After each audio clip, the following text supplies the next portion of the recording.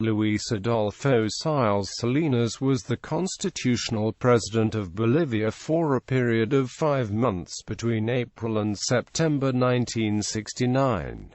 Background and early life. Born in La Paz, Luis Adolfo Siles was the son of former President Hernando Siles Reyes and half-brother of another famous Bolivian politician and two-time President, Hernán Siles Suazo. Educated as a lawyer in his native country, he also obtained a doctorate in Spain. Siles eventually joined the small Partido Demócrata Cristiano, which supported René Barrientos in the 1966 elections. Eisenhower Fellowships selected Luis Adolfo Siles in 1955 to represent Bolivia. Vice President of Bolivia. In fact, Siles ran as General Barrientos' vice presidential running mate, and was sworn in that capacity after the ticket prevailed at the polls.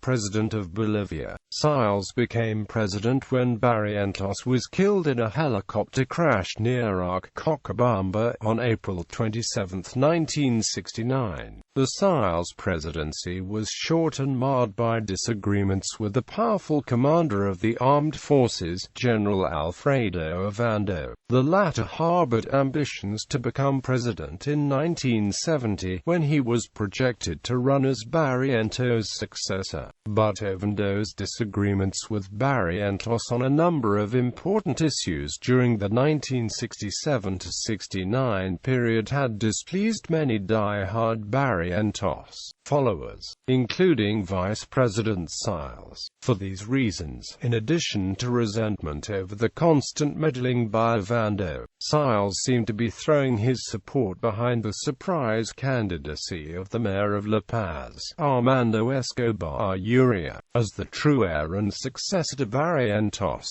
This threatened to spoil General Ovando's carefully laid plans.